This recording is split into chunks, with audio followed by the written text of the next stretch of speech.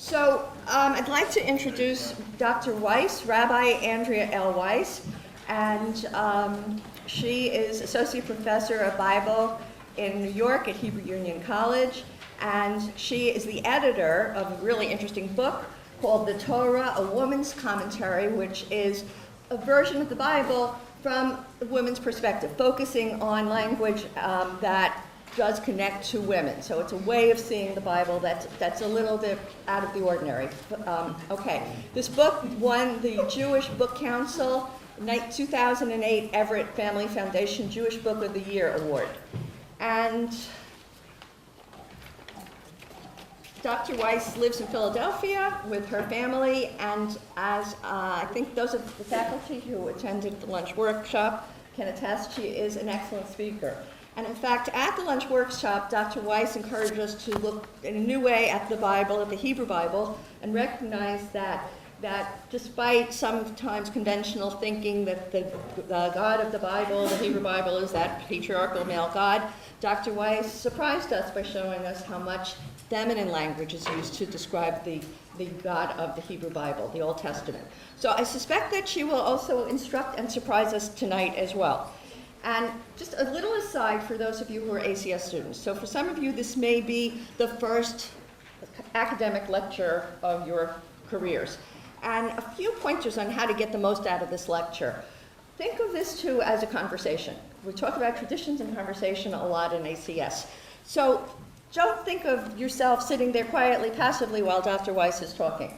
Think of your responses to Dr. Weiss. I'm going to count on you to respond. I'm going to ask you questions. So. Okay, but also, even if you don't get asked the questions, make a note of your responses.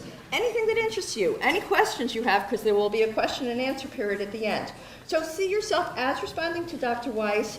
If something surprises you, make a note of it. This way, you will be much more engaged, you will get much more out of this experience, and you'll have a lot more to say to Dr. Weiss when she calls on you. So thank you, and I hope you all enjoy this speech. Thank you.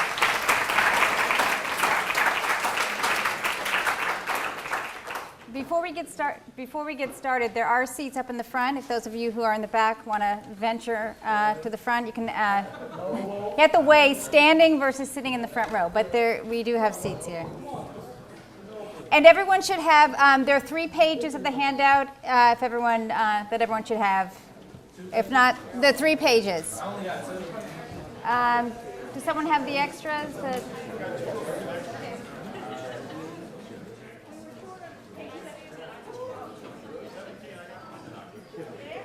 So I'll read anything that's on the hand, or if you're sitting near someone, we'll see if we can. The main one that I'd like to make sure people have is the 2-sided handout with the charts. I don't know if there are extras of those. Who was passing those out? Okay, so if you don't have, this is the handout that we'll especially need. If anyone doesn't have this handout with the 3 columns, please raise your hand and we'll get that to you. Okay.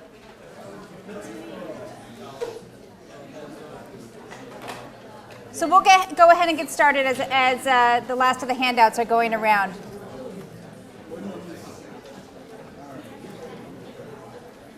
So there are certain aspects of the Bible that seem so obvious or well known that they probably wouldn't even merit a question on a game show or a crossword puzzle. For example, how many commandments are in the so-called 10 Commandments? How many plagues did the Egyptians experience before the Israelites fled from Egypt? However, in both of these cases, as in much of the Bible, things turn out to be far more complicated than originally meets the eye. And you can ask me in the question and answer session about these 2 examples, which we won't go into. But another example of something that turns out to be more complicated is the story of the Garden of Eden. The plot of this familiar narrative, which is the second account of creation that we find in the early chapters of the book of Genesis, seems pretty straightforward. God creates Ha'adam, which is the Hebrew word for the man, and notice that we have the definite article, so it's really, in the Hebrew, not Adam with a capital A, but Ha'adam, the man, from the dust of the earth, animated by the divine breath of life. And after placing this first human being in a luxurious garden, God realizes that the man needs companionship.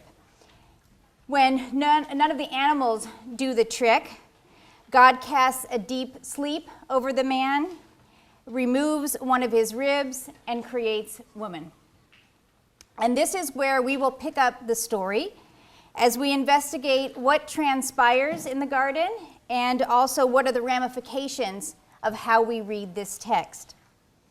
Our goal is to closely read the biblical text, especially this foundational biblical text, and I know a number of you are studying this in class or have already done so today or in the next couple days. And as we do so, we want to engage in the kind of slow reading described by the late professor of Bible, Tikva Frymer-Kensky, in her excellent book, Reading the Women of the Bible. She writes, "Biblical stories are artfully crafted documents that open up deep levels of meaning in response to careful study. Underneath the simple Sunday school tales taught by faith traditions lie complex, deeply ambiguous narratives that require the reader to take an active part in their exposition. Serious study begins with the effort to remove the traditional interpretations and to read the stories in their richly enigmatic artistry." And that's exactly the type of reading that we'll do as we study Genesis 3. So as she says, this kind of reading requires you to take an active part, and I'm going to count on you to be active readers and also active participants in the discussion. So we're going to start with the handout that has the 3 columns. We're going to use actually 4 columns. We have the Hebrew text on the left, and then we have three different English translations that we're going to compare a little bit. So let me introduce you to these 3 translations. The first is the New American Bible from the Catholic Study Bible. It's a Roman Catholic English translation first published in 1970 that aims to render scripture in a modern American idiom. The second is Robert Alter's The 5 Books of Moses. Robert Alter is professor of comparative literature at my alma mater, UC Berkeley, University of California at Berkeley. And he was motivated to translate the 5 books of Moses because he was frustrated that in his own teaching of Bible,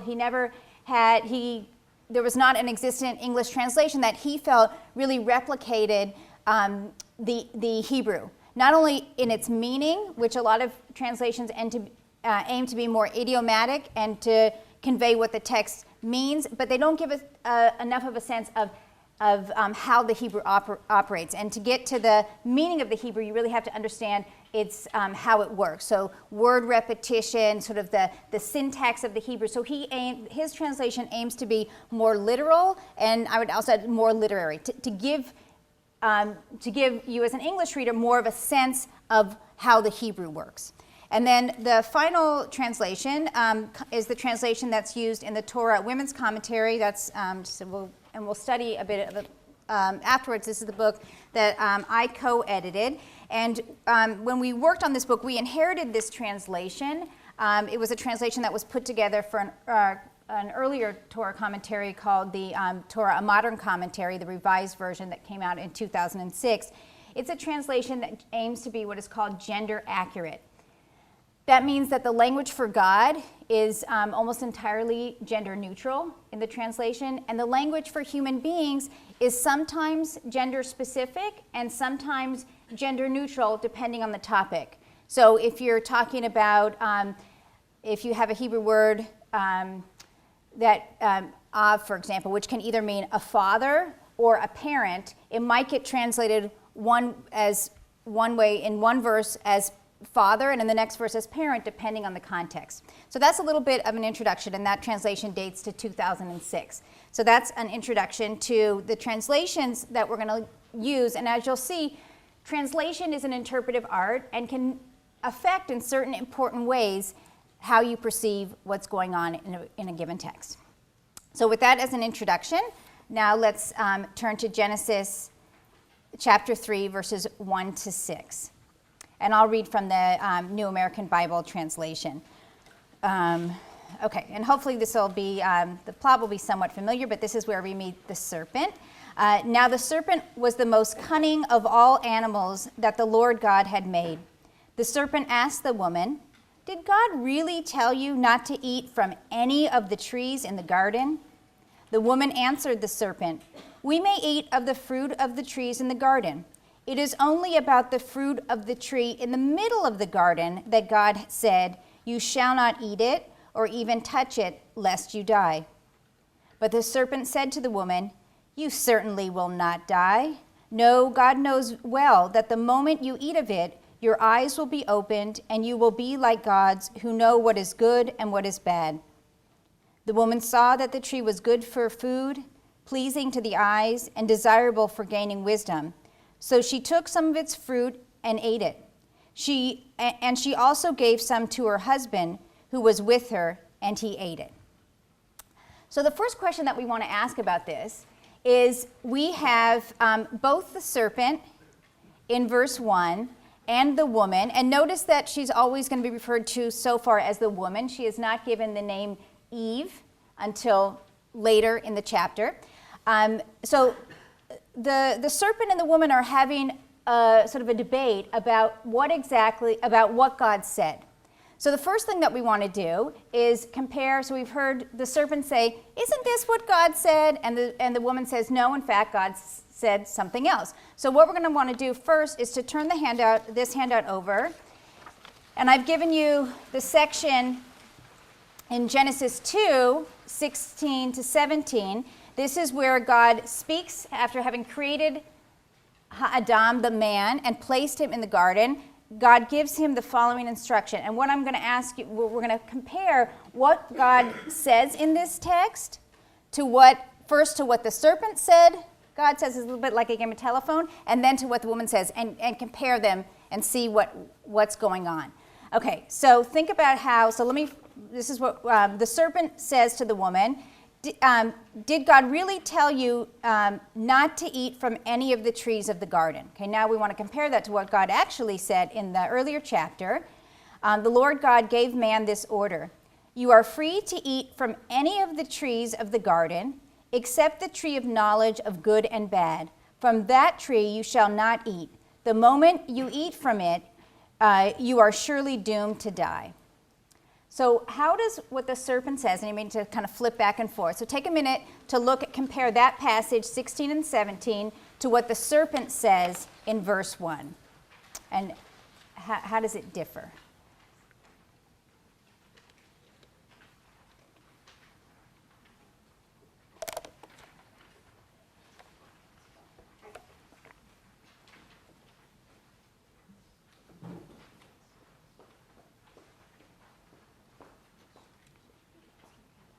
I don't think there are any extra handouts, but if you sit next to someone, Resm.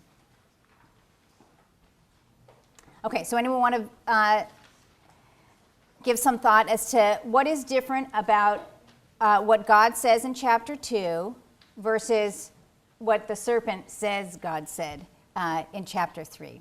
How do those two statements compare? Uh-huh.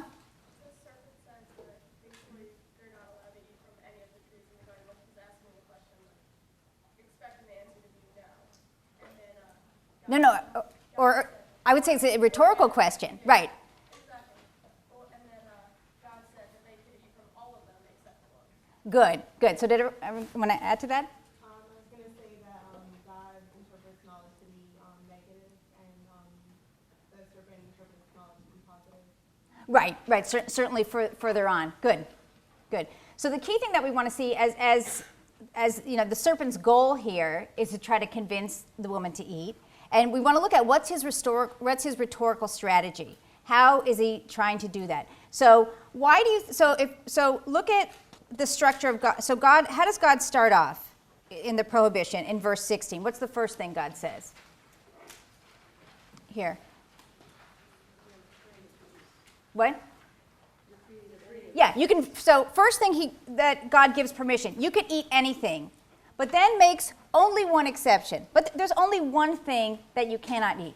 And notice how the serpent flips that, and as was said, the serpent says, and presented it as a question here, didn't God say, don't eat anything at all? So why do you think why would the serpent phrase it that way to say, you can't eat anything. What's the thinking there? If you're trying to convince someone to do something that they're not supposed to do, why might he phrase it that way? He puts all the fruits on the same level. Wait, say that again? He puts all the fruits on the same level. Okay, so they're kind of creating an equality. What else might be effective about saying, didn't God say you can't eat anything? Uh-huh. Maybe say like, maybe to have them say like, no, I actually can have something. Okay, so to get her to kind of clarify it, to kind of draw her in to the conversation, because he's asking it as a question. So that's interesting. Just phrasing it as a question, he's sort of inviting an answer. So because he's trying to engage her a little bit. So that's one idea, that by phrasing it that way and in a way that maybe is wrong, that is not correct, then he's kind of inviting her to participate in a conversation with him. Maybe otherwise she might ignore him. Other thoughts?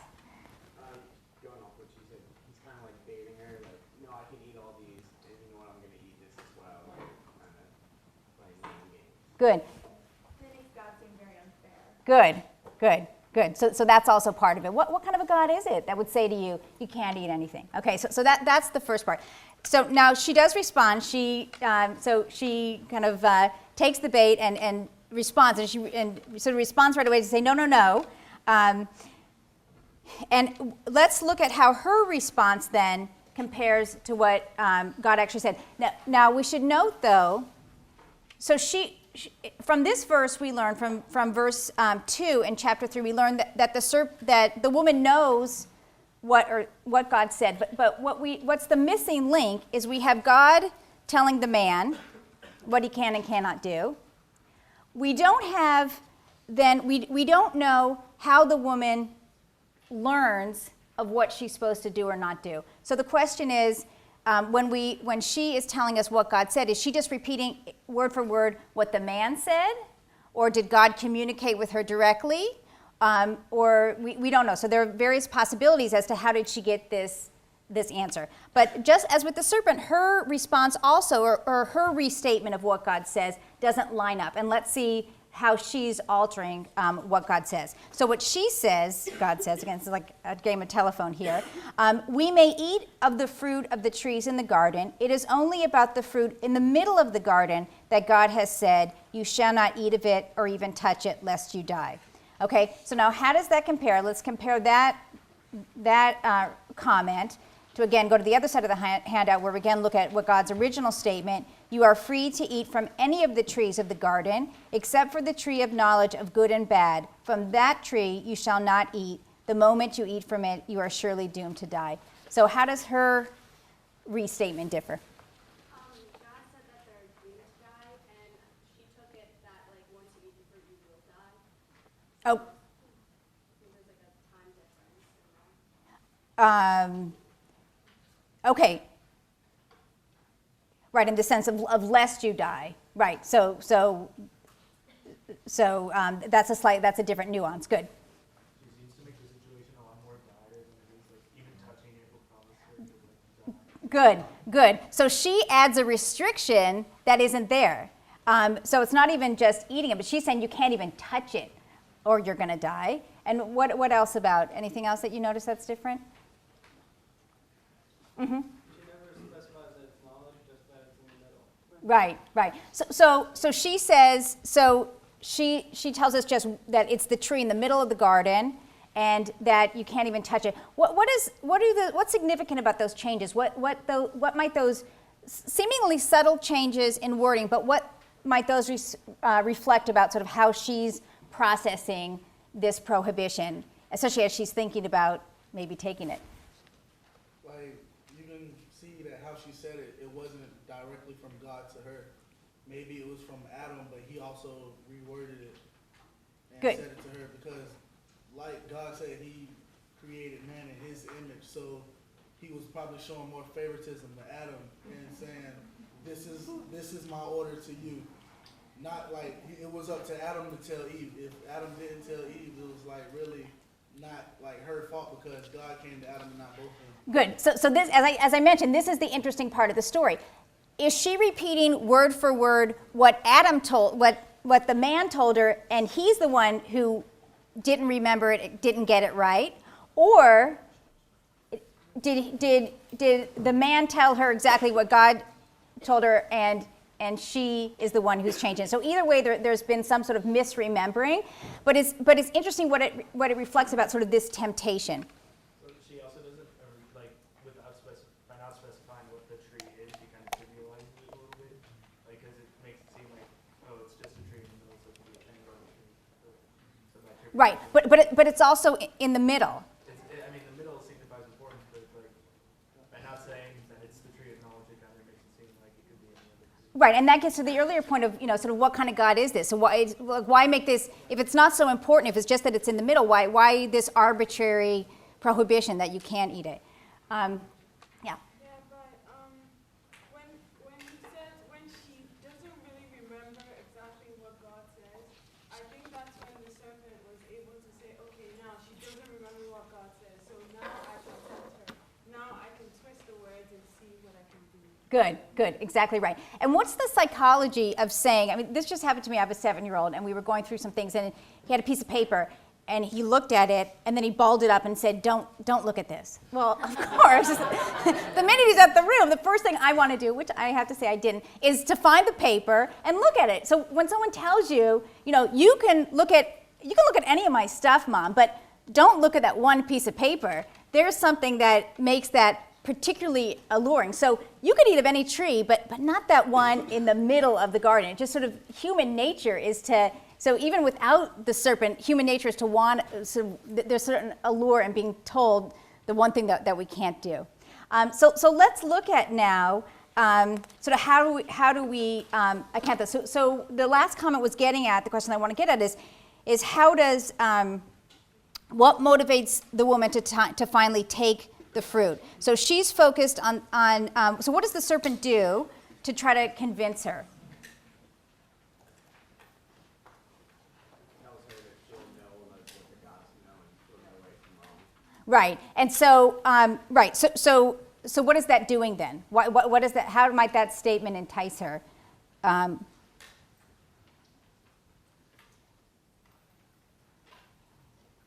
fact that he's saying, well, the serpent is saying, will you like God?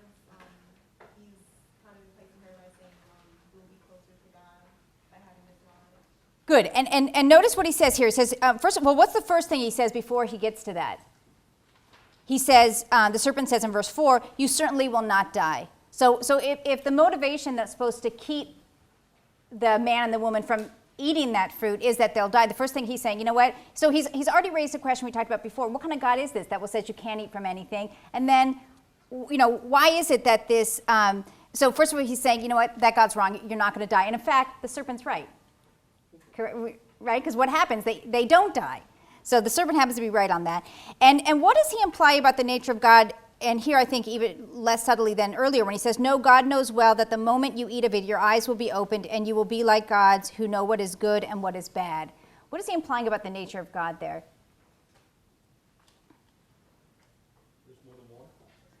Well, yeah, that there are other gods. Okay, good. Oh, that he's oppressive and he's trying to keep people from seeing what people like. Okay, good. Anyone else?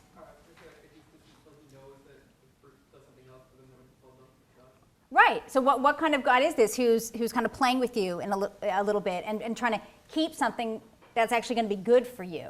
What kind of a God is it? So you can see the rhetorical strategy at work in the serpent, and it's pretty convincing. And then if you look in verse 6, we can see what finally gets the woman.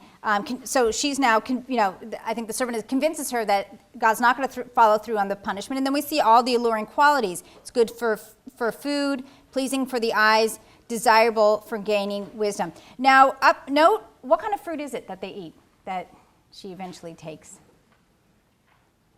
Fig. Okay, good. And how do you get at a fig? Okay, so notice we have no mention in the text of apples, and I don't have verse 7, but what happens in verse 7? What's the first thing that they do after both the man and the woman eat the fruit? Their eyes are opened. They sew together fig leaves to make clothes. Right. So we know there were figs in ancient Israel, certainly in this part of the world, there were no apples, and the only fruit mentioned here, the only tree mentioned is fig. So that is a likely candidate, but we don't have any mention. So that's one place where we sort of have a general impression that, if you look at any painting, almost every painting that's ever been painted of this scene, you're going to see a big, luscious looking apple. But in fact, you see in the biblical text, doesn't mention the fruit, and if anything, it's more likely a fig here. So now I want to look at, so we've seen what's tempted her, and we can see then both it was good for food, pleasing to the eyes, but this desirable for gaining wisdom. So this seems to be ultimately the thing that's alluring. And I know now many of you have read Gilgamesh. And how then does this story, what's the quest in Gilgamesh? Immortality, right? That's what, so there seems to be an attempt to counter that. Here, it's the desire for knowledge, not immortality, that's distinguishing this tradition from other ancient traditions where immortality, that's what's not of interest. What seems to be the final thing that convinces the woman to eat the fruit is this sense of wanting knowledge. So that's an important thing to note, and there seems to be a little bit of a polemic against other early creation stories that were existent at that time. But now I want to look at the last verse and compare these three translations and talk about what's significant in that. Okay, so the translation that we read, so we see that we're on the first page of the handout again. I'm back in verse 6, the underlined section. So in the translation we read, it says, "And she also gave some to her husband who was with her, and he ate."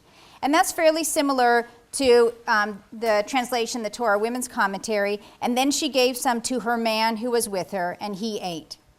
You see the difference of here, that's keeping a little closer to the Hebrew ish, man, whereas it's husband. But let's compare that to the two translations in the middle column. So the Robert Alter translation says, "And she also gave to her man, and he ate."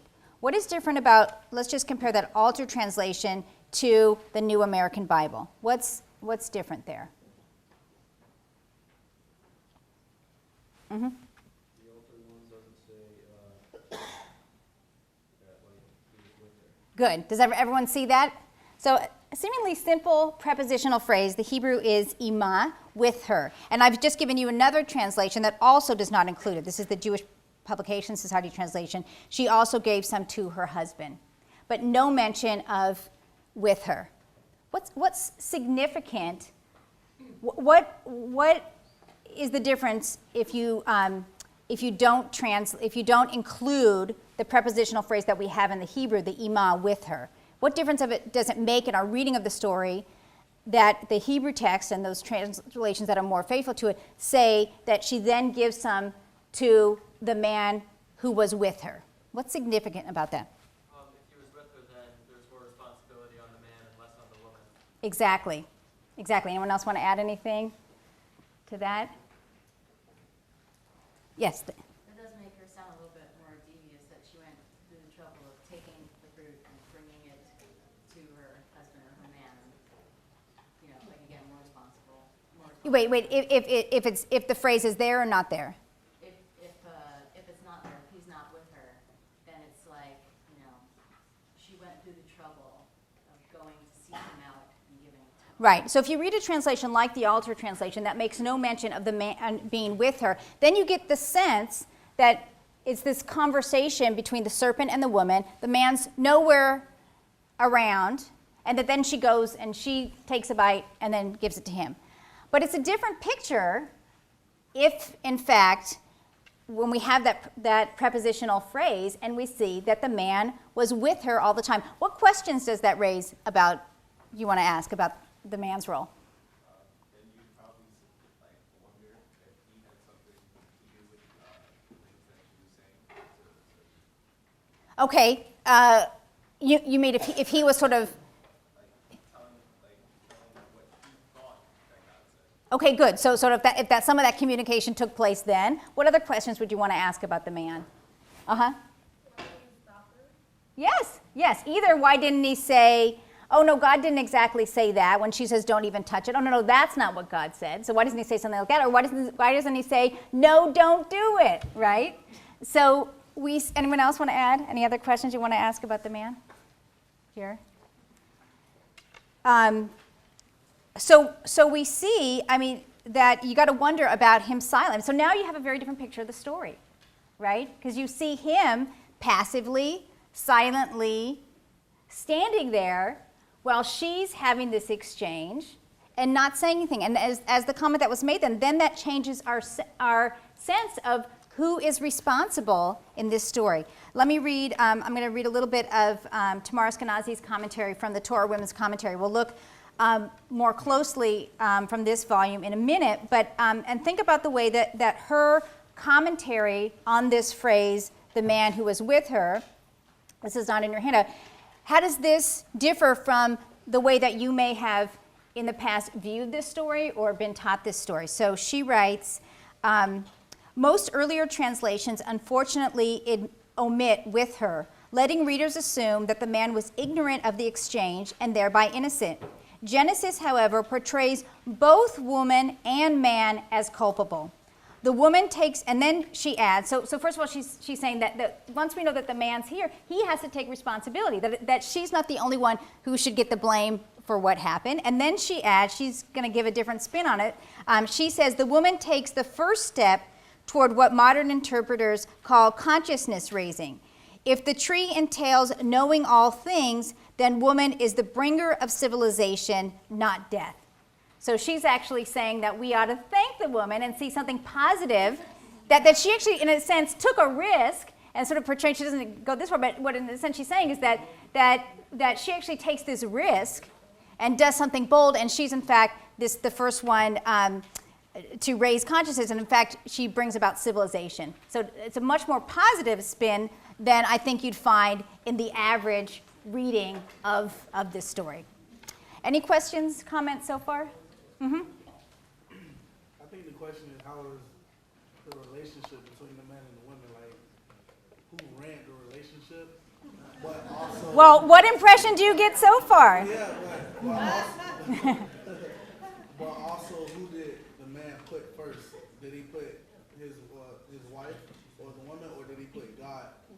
Because God gave him an order, and if he was with the woman when the serpent was talking to her, he knew exactly what was told to him by God. But everybody knows. I know you know. With your wife, like, a woman can play mind tricks on a man. So Okay, so a lot of that we don't know. So this is what gives rise to the commentary there, and especially in the Jewish tradition, there's what's called Midrash, which is basically sort of a lot of this in what I'm going to call the white space between the words, where we want to ask those questions. What was the relationship like between the man and the woman? Well, the nature of biblical narrative, and as we see it here, is that biblical narrative tends to be very terse. We don't have, unlike modern literature, even other forms of ancient literature, for example, that goes into great detail about how the characters look, what they're thinking, what the dynamic is between them. The biblical narrative is not like this at all. So we often have a lot of questions, like what was the relationship like between the man and the woman. We can't answer that from the biblical text. We have to use our imagination, and that's what gives rise to a lot of forms of biblical commentary, but particularly in the Jewish tradition, what's called Midrash, where the ancient rabbis would go in and, let's say, make up a story about the relationship and kind of create a dialogue about the relationship between the man and his wife. Because you have to do that imaginatively, because this is all we have right here, these words on the text. And it doesn't allow us to answer the kind of questions that you asked, or even the kind of questions like, how did the woman know this information? So there's a lot of blank spaces. As a biblical scholar, I want to try to answer those questions from the clues in the text, and not my imagination. So, but in some cases, we reach a dead end, and that's where sort of you can imagine what the relationship was like, but we can't answer that definitively. So let's move on to the next part of the story. So that's the human action, and now we're going to see the divine reaction. And this is one of the more controversial parts of this text, and we'll see how much we can cover in the time that we have. We're skipping a couple of verses in the text. We're picking it up at verse 14, from where after where we left off the story. We then have God enters into the picture, asks a couple questions, tries to get the man and the woman to take responsibility for what's happened. They both sort of the man blames the woman, and in fact blames God. Well, it's because of this woman that you gave me. Don't blame me. And the woman says, well, it's because of the serpent. So everyone's passing the buck. No one wants to take, when confronted by God, no one wants to take responsibility. But God reacts, and there's then a punishment that's meted out to the serpent, the woman, and the man. And we're going to look closely at the language there and how we should read it. So I'll start first. Again, I'll start with the New American Bible translation. Then the Lord God said to the serpent, "Because you have done this, you shall be banned from all the animals and from all the wild creatures." And notice if you skim over at the other translations, what this translation has as banned is as cursed or curse in the other translation. And that's a more faithful translation of the Hebrew arur. Okay, and so watch for that word curse that we're going to have again. So that's the punishment. And then it goes on for a couple of verses about the serpent, but we're going to skip to here, verse 16, what God says to the woman. And to the woman, God said, "I will intensify the pangs of your childbearing. In pain shall you bring forth children, yet your urge shall be for your master." To the man he said, "Because you listened to your wife and ate from the tree of which I had forbidden you to eat, cursed shall be the ground because of you. In toil shall you eat its yield all the days of your life." And the Hebrew there for cursed is the same root, arur. Okay, so we have. So the first question I want to ask then is, in this passage, as part of this punishment, who or what is cursed and who is not?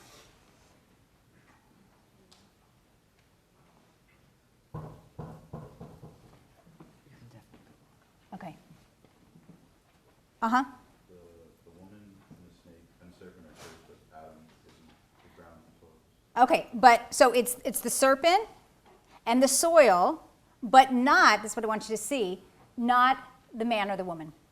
Okay, so in the first case in verse 14, it's the serpent that's cursed, and the other one here. So this is important to see the kind of language that's used or not used. So here we have the word cursed for the serpent and the soil, but not for the man and the woman.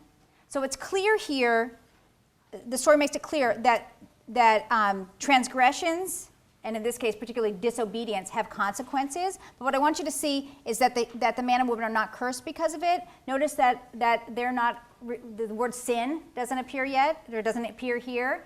They're clearly held responsible, but what I want you to see is that they're not cursed because of what they do. Okay, so that's one thing we want to see. And now we've got to kind of puzzle out verse 16, what it is that God says to the woman. Let's look across. We're going to look at sort of this has been one of the most puzzling verses in the Bible. And this, when we wrote the Torah Women's Commentary, we inherited a translation. And the only place where we insisted that we couldn't live with the translation that existed was in verse 16. So we changed it when the book came out. And then we're already on the third printing, and we still weren't happy with it, and we changed it a little bit also for the third printing, which we'll look at. But what I want to look at is, so we have here two Hebrew words which is the underlined phrase that we're going to look at. So the Hebrew here is itzvonech v'heironech. Okay? In the New American Bible, it translates it, "I will intensify the pangs of your childbearing." Now let's compare this with the next two translations. The Alter translation is, "I will terribly sharpen your birth pangs." And that same phrase is translated in the third translation as, "I will greatly increase your toil and your pregnancies." So what's different about those three translations? And we'll talk about sort of what's driving those differences. So how do they differ? There we're focusing again on this underlined phrase. Mm-hmm. In the third version, it's toil and pregnancy. It's a completely different thing. So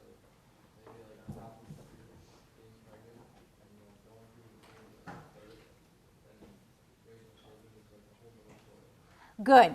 So that's good. So does everyone see that? And the first two they treat it as one clause. So and the Hebrew there, so itzvonech has to do with we'll read in the commentary how that gets explained, and then heronech has to do with pregnancy. And so the translation, the third translation, is closer to the Hebrew. The Hebrew, if anyone knows a little bit about Hebrew, we have one noun, and then we have the conjunction ve, and then another noun. So I will greatly increase your X and your Y.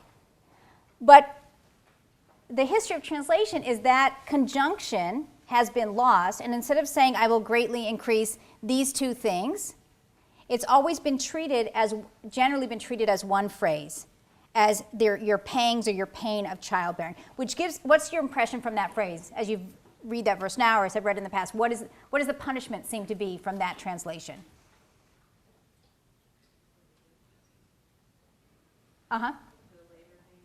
Right. It seems to imply that pregnancy or childbearing here, birth pangs, going through labor will be painful.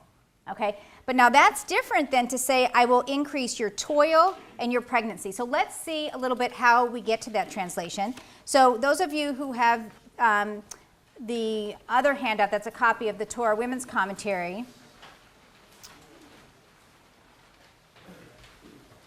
We're going to look at part of the comment on page 16. So if you have page 16, you can follow along.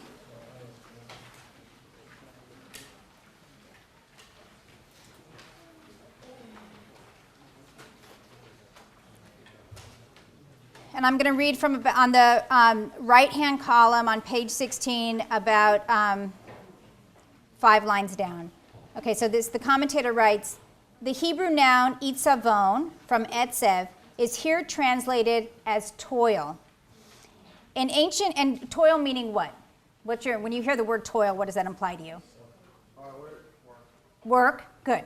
Work, as opposed to, that's very different than pain. So here it's translated as toil. In ancient Israel, women regularly worked long hours. Remember, this is an agrarian society. In food preparation, in storage, in the manufacture of clothing, in farming, alongside men, and more. For the Torah's original audience, this story would have brought such labors readily to mind. So not labor meaning labor pangs giving birth, but just hard work. I'm going to increase your toil, the effort, the work that you're going to have to exert just to put food on the table, clothing, care for your animals. You're going to have more work. And then the commentary adds that the word can also be rendered either as anguish, sorrow, hardship, or anguish, which appear elsewhere. But then she adds, indeed, itzavon does not mean pain anywhere else in the Bible. So that's important to note. So that this word that has been translated as pain, so pain, these two phrases,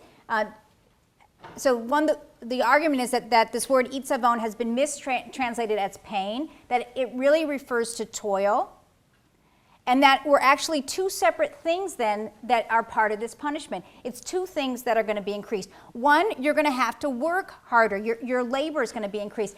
And there's support for this reading. If you look at go back to the text of chapter 3, look at the punishment for the man. And here, look at it either both the New American Bible or the Torah Women's Commentary. Look at the punishment of the man. Only through toil shall you eat of it as long as you live. So the same punishment then, through this word, is given to the man and to the woman, that they're both going to have to work hard. And again, this reflects the reality of life. So going back to the woman then, and if reading it this way, your toil and your pregnancies, it's a two-part punishment. Punishment one is that, just one sec, is that you're going to have to work really hard. And that's consistent from what we know about what life was like in ancient Israel. And the second thing is that you're going to have a lot of pregnancies, which also was a reality of life in ancient Israel. Archaeologist Carol Myers, in a different part of the commentary, argues that this reading of your toil and your pregnancies reflects the reality of life in ancient Israel. She writes, the highlands of the land of Israel were not very fertile or well watered. Therefore, the hard work of both women and men was required for households to survive. Moreover, children were needed for family labor force. As with as many as one in two children dying before the age of 5, so 1 in 2 children would die before the age of 5, that meant a woman needed to have up to 8 pregnancies to produce the optimum number of 4 children. So what Carol Myers and Tamar Eskenazi and others argue is that this reading then is an explanation, an etiology, for the rather hard life of the reality of ancient Israel, particularly for women. Women had to work hard in getting the food, making the clothing, caring for the kids, the animals, etc., and that they also had to have a lot of pregnancies just to produce enough children to have a large family, which is what that kind of life requires. Comments, questions? So you're thinking that miscarriage and child mortality are really the great anguish? Well, yeah, I think that's sort of underlying this. That the Right. anguish is not the pain alone itself in delivery, but it's the source of the miscarriage and the child mortality. Well, so let's now go to the second part, because let's go to what follows after that line. Okay, so we have, and again, let's compare the translations. So the first thing, and we'll go with the translation, God will increase your toil in your pregnancies. And then we have the statement, in anguish shall you bear children. And we're going to stop there. The rest is more complicated, but let's just focus on that. And let's compare the 3 translations. So the New American Bible is, in pain shall you bring forth your children. And in Hebrew, it's the same word, be'etzev, which we've already read in the comment, really doesn't refer to pain, but has this sense of sorrow or anguish. So, but in the translation in Alter in the New American Bible, it seems to refer to the same thing that the prior translation implies, which is that giving birth is going to be painful. But that's a different translation, that's a different interpretation than that we find in the translation in the Torah Women's Commentary, which is, in anguish shall you bear your children. Meaning that there, as the comment that was just made, there's a lot of anguish that goes along with raising children. So take a look at page 17 if you have that handout.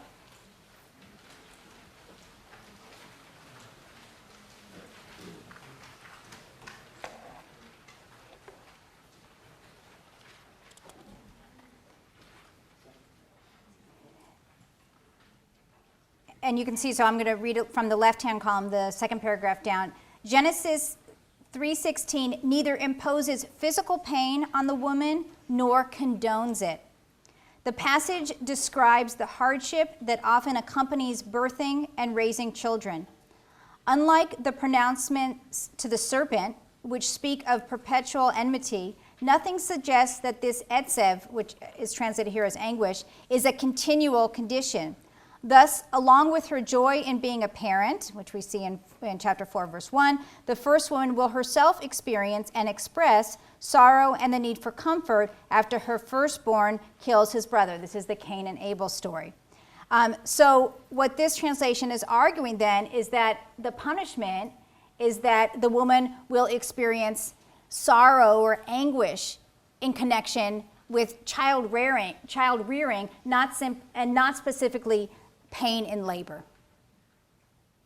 So we can see then that these, going back to the chart, that these seemingly subtle translation differences are fairly significant in how we understand the text, both in this story and in the earlier part of the chapter that we looked at. So whether or not you have that little prepositional phrase with her, or in this case, whether or not you ignore or you translate the conjunction and, or how you translate a certain word, pain or sorrow, can have a pretty significant impact here on how you understand this text, and this text particularly that has been really foundational for how many traditions following this understand the role of women in society, the position of women, the role of women, and you see that this text is then so you can see how the text looks differently when we read it in a translation that's closer to the Hebrew,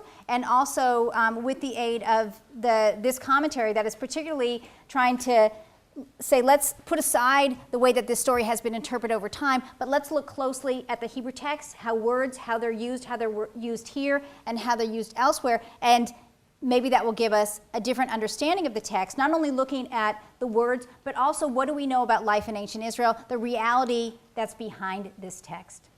So, and then we don't even have time to get into the next part of the statement to the woman, which is, and this gets back to your question about what's the relationship between the husband and the wife. And you can see, so that second half of verse 16, all the translations differ. So I'm going to leave this for you to do on your own. Compare all the translations of the second half of verse 16, and then you can read the commentary on that on page 17. What's the translation of the word desire, and he shall rule over you. But before we conclude, I hope that this study of Genesis 3 has given you a new perspective on this familiar biblical story, showing you how, in Tikva Frymer-Kensky's words, we can open up deep levels of meaning when you closely read a text, looking at what's there and what's not there, paying attention to what characters say and what they do, and by comparing several different translations to appreciate the interpretive possibilities of this very rich and complicated text of the Hebrew Bible. Thank you.